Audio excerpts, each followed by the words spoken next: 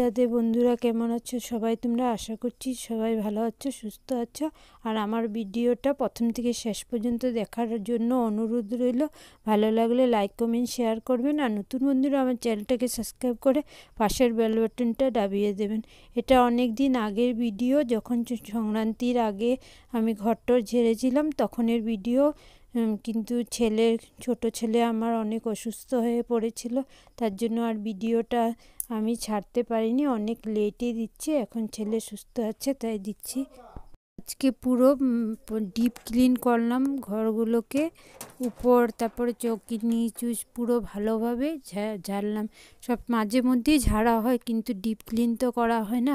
আর deep clean করলে দেখতেও ভালো লাগে, ঘর দুয়ার পরিষ্কার গুছানো থাকলে দেখতে ভালো লাগে। প্লাস যদি গুছানো থাকে, পরিষ্কার থাকে ঘরটা, তারপরে তাহলে মনটাও ভালো লাগে, মনের ভিতরে একটা পজিটিভিটি কাজ করে। আর নোংরা থাকলে একদম নেগেটিভিটি মানে কীরকম লাগে মনটা। তার জন্য সবসময় যতটুকু পারি ঘরের কাজকর্ম করার পরে বা আগে ঘরটাকে ভালো মতো গুছিয়ে রাখার চেষ্টা করি। তাও সবসময় পেরে উঠতে পারি না, অনেক দিন হয়ে যায় ঘর ঝাড়তে আর নোংরা একদম হয়ে যায়। আমাদের তো ঘরগুলো একটু অন্যরকমের, তার জন্য নোংরাটা তাড়াতাড়ি হয় আর কি, আর বেশি হয়ে যায়। জানি না সবার ঘরে এরকম হয় কি হয় না। এখানে আমি সব কিছু নিচে নামিয়ে ঝেড়ে উড়ে তারপর আবার বাস্কেটগুলোকে উপরে উঠিয়ে ঢেকে রাখলাম, যাতে নোংরা না হয়। তার জন্য কাপড় দিয়ে ঢেকে রাখলে বাস্কেটগুলো নোংরা হয় না, কাপড়টা নোংরা হয়। কাপড়টা ধুয়ে দিলে পরিষ্কার হয়ে যায়, তারপর আবার ঢেকে রেখে দিই। এক সাইড করে পুরো পরিষ্কার করে করছি। আর নোংরাগুলোকে বেলচা দিয়ে উঠিয়ে বাইরে ফেলে দিচ্ছি। তাই এই সাইডটা পরিষ্কার করা হয়ে গেলে তারপর আমি এই মেশিনটাকে আমি চৌকির নিচে ঢুকিয়ে দেবো। তারপর আমি টাংগুলোকে পরিষ্কার করে ঝুড়ে আবারও ঢেকে রাখবো সুন্দর করে। কার কখন কি হয়ে যায় বন্ধুরা কেউ বলতে পারে না। আমি কি ভেবেছিলাম হঠাৎ করে ছেলেটার এত অসুস্থ হয়ে যাবে, অনেক কষ্ট পেয়েছে, খারাপই লাগছিল তখন ওকে দেখে। আর আমি তো ভাবিনি পয়লা বৈশাখের দিনটা আমাদের এইভাবে কাটবে বলে। এখানে আমি দেখেন টাংটা গুছিয়ে নিয়েছি, আর আলনা টালনা সমস্ত কিছু ভালো করে সুন্দর করে গুছিয়ে রাখলাম। আর নিচের এগুলো একটু অ্যাভয়েড করবেন, কারণ এগুলো আমার এইভাবেই রাখতে হয়, কারণ প্লাস্টিকের ভিতরে যদি না ঢুকিয়ে রাখি পুরো ধুলো বালি হয়ে যায়। তার জন্য আমি সব কিছু এরকম ঢেকে রাখারই চেষ্টা করি। এখানে যখন মাথা ব্যথা করে তখন কী হয়, একটা বিক্স বা বাম খুঁজে পাই না। এখন ঘর ঝাড়তে গিয়ে দুটো বাম পেলাম, তো রেখে দিয়েছি, ঠিক জায়গায় রেখে দেবো। আর এই প্লাস্টিকগুলোকেও আমি ফেলি না, কারণ অনেক সময় অনেক কাজে লাগে। কোনোখানে যেতে হলে একটা প্লাস্টিক খুঁজে পাওয়া যায় না, রেখে দিলে তখন কাজে আসে, কোনোখানে গেলে কাজে আসে। তারপর অনেক জোরে খিদে পেয়ে গেছিলো বন্ধুরা, তখন আমি একটু চা বানিয়ে মুড়ি আর দুটো রাস্কেট বিস্কুট নিয়েছিলাম। খেয়ে তারপর ঘরগুলোকে ভালো করে কোনাকানি ধরে ভালো করে মুছে নিলাম, দুটো রুমকে ভালো করে মুছে নিয়েছিলাম।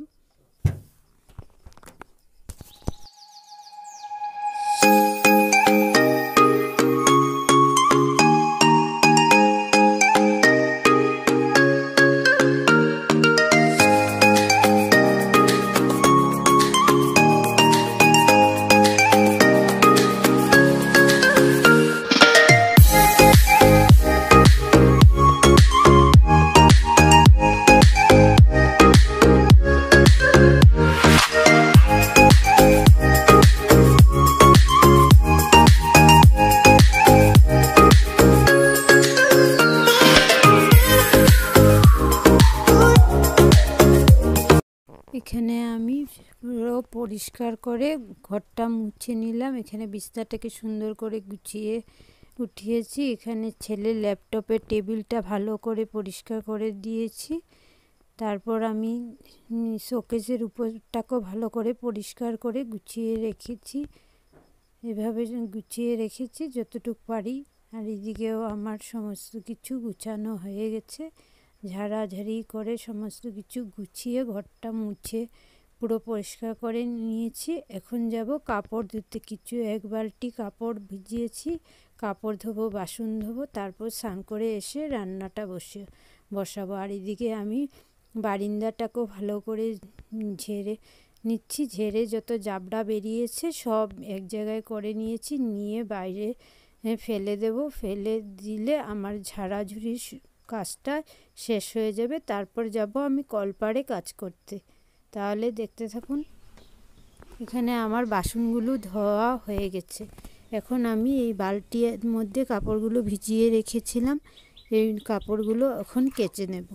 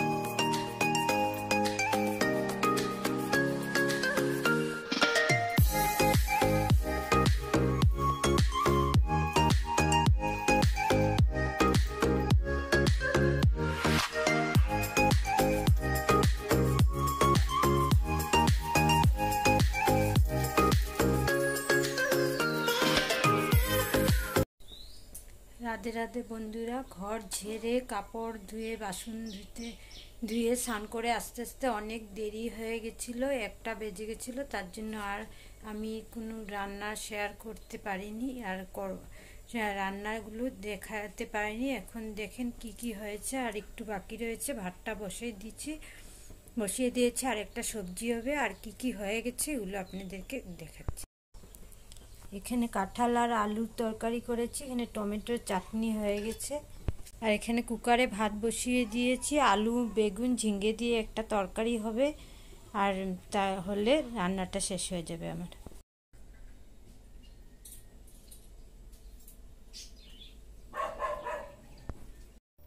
বিকেলবেলা একটু মালপোয়া ভাজলাম, মা খেতে চাইছিল তাই। তারপর এসেছিল আমার ছোট জায়ের দিদি, বৌদি, ওদের মেয়েরা সবাই এসেছিল, ছোট জায়ও এসেছিল।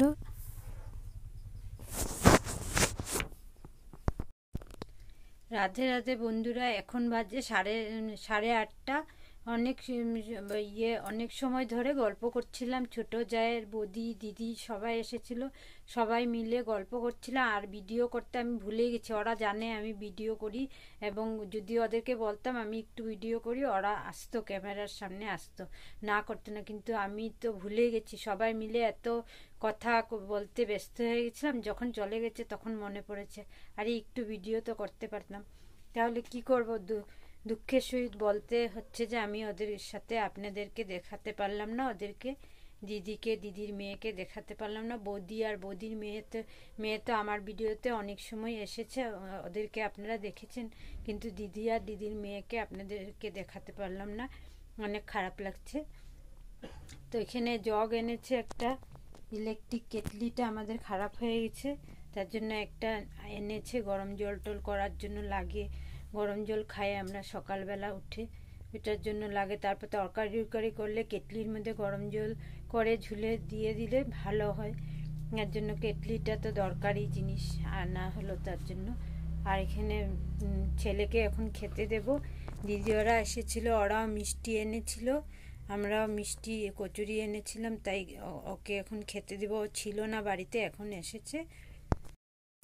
রাধে রাধে বন্ধুরা, আজকের ব্লগটা এখানেই শেষ করছি। আবার একটা নতুন ভিডিওর সঙ্গে আবারও আপনাদের সঙ্গে দেখা হবে। রাধে রাধে, শুভরাত্রি।